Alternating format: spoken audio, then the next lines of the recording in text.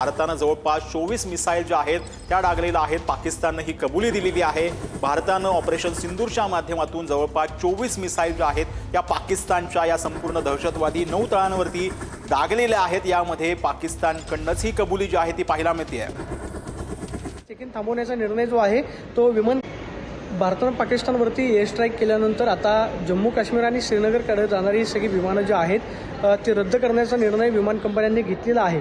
खरं तर राज्यातल्या प्रमुख विमानतळांवरून पुणे असेल, मुंबई असेल, त्याचबरोबर देशभरातल्या ज्या काही प्रमुख विमानतळावरून जम्मू आणि श्रीनगरकडे जाणारी विमानं जी आहेत ती रद्द करण्याचा निर्णय विमान कंपन्यांनी घेतलेला आहे।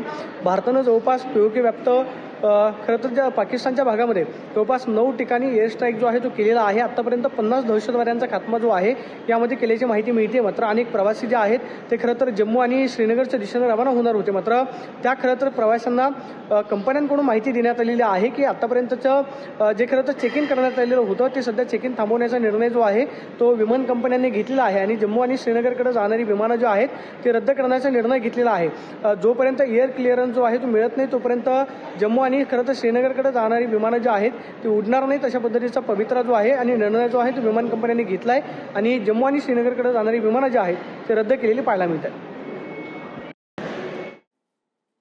तर श्रीनगर विमानतळावर जे आहे ते आज बंद राहणार आहे अशी माहिती जी आहे ती आता समोर येते आहे। प्रवाशांना विमान कंपन्यांनी ही माहिती दिलेली आहे। जम्मू काश्मीरकडे जाणारी ही विमानं आहेत।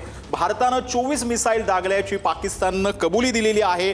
पाकिस्तान लष्कराकडनं ही कबुली देण्यात आली आहे। 8 मृत्यू आणि 33 जण जखमी झाल्याची माहिती जी आहे ती पाकिस्तानकडनं सांगण्यात येते। भारतानं 24 मिसाईल डागलेल्या होत्या, यामध्ये जवळपास 8 मृत्यू झाले आहेत आणि 33 जण जखमी झालेत अशी माहिती पाकिस्तानी लष्कराकडनं देण्यात आलेली आहे।